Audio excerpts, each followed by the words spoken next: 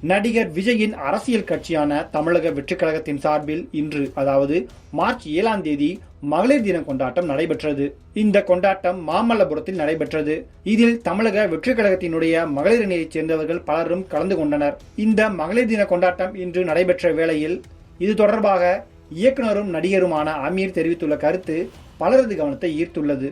அதாவது, மனைவி மகளை வீட்டிலிருந்து விரட்டிவிட்டு மகளிர் தின விழா எனும் கேவலமான அரசியல் நிகழ்ச்சி என்று காட்டமாக விமர்சித்துள்ளார். அவரது இந்த விமர்சனம் பலரது கவனத்தை ஈர்த்துள்ளது. ஏற்கனவே விஜயின் மனைவி சங்கீதா தொடுத்துள்ள விவாகரத்து மனுவில் விஜய்க்கு வேறு ஒரு நடிகையுடன் திருமணத்தை மீறிய உறவு உள்ளது என்று தெரிவித்திருந்தார்.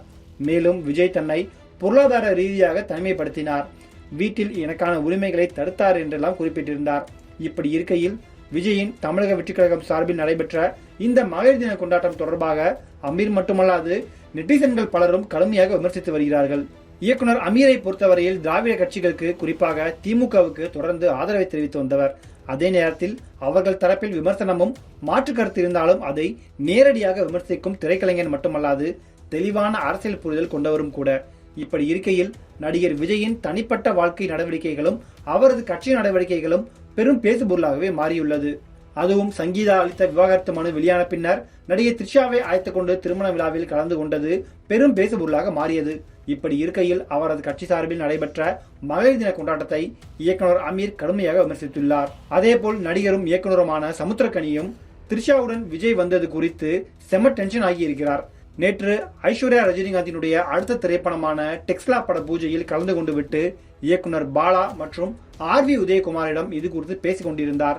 அப்போது, இது என்ன விளையாட்டா, இவ்வளவு விஷயம் நடந்திருக்கிறது, நீ அவங்கள வெளியே கூட்டிட்டு போற, 4 சுவற்றுக்குள் வைத்துக் கொள்ள வேண்டியது தானே, யாரை நீ பழிவாங்க பாக்குற, எதற்காக இந்த போஸ், அனைத்தும் நன்றாக வந்து கொண்டிருந்தது, இனிமேல் நம்மால் முடியாது என கட்சிக்காரனை சொல்கிறான் என்றார்.